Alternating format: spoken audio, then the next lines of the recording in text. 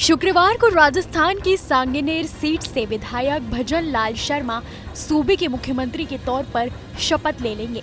3 राज्यों के विधानसभा चुनावों में जीत के बाद जिस तरह से बीजेपी ने छत्तीसगढ़ और मध्य प्रदेश में मुख्यमंत्रियों का चुनाव किया, लेकिन सबसे ज्यादा तो भजन लाल शर्मा के नाम ने चौंकाया।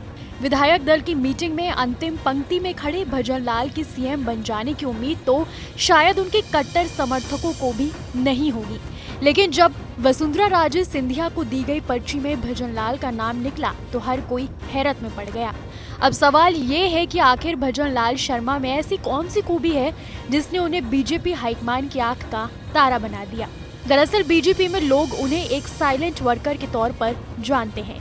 राजस्थान में वसुंधरा राजे की पिछली सरकार के समय उन्होंने तत्कालीन प्रदेशाध्यक्ष अशोक परनामी, मदन लाल सैनी के साथ महामंत्री के तौर पर काम किया, लेकिन जब पार्टी विपक्ष में आई तो सतीश पुनिया, सीपी जोशी के साथ भी काम किया।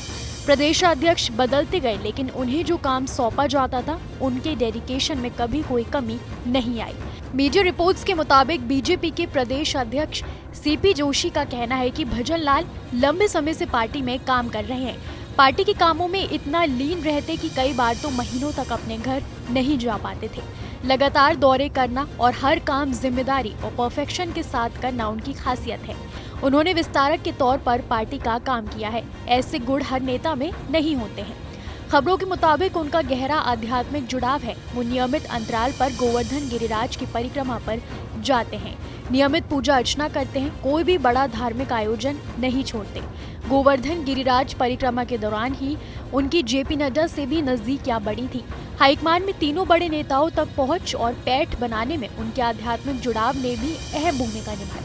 हाल ही में जब उनका नाम सीएम के लिए घोषित हुआ तो वो अगली ही सुबह सांगनेर की सांगा बाबा मंदिर दर्शन करने पहुंचे थे। भजन लाल शर्मा के कामकाज की शैली से अमित शाह 2021 में सबसे ज्यादा प्रभावित हुए। साल 2021 में पश्चिम बंगाल विधानसभा चुनाव में अमित शाह के सहयोगी के रूप में भजन लाल ने काम किया। तब से ही भजन लाल अमित शाह की कोर टीम में शामिल हो गए थे।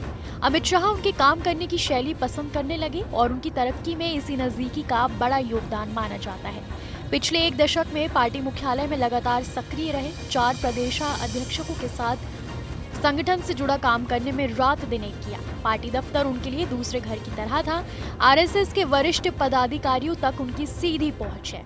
आरएसएस के पदाधिकारियों के साथ समन्वय में भी उन्हें माहिर माना जाता है। बीजेपी में ये गुण हर नेता में नहीं होता। भजन लाल के समन्वय में इस गुण ने भी उन्हें शिखर तक पहुंचाने में मदद की। इस बार चुनाव से पहले बीजेपी ने साफ कर दिया कि वो किस भी नेता को किसी भी राज्य में सीएम के तौर पर प्रोजेक्ट किए बिना चुनाव लड़ेगी।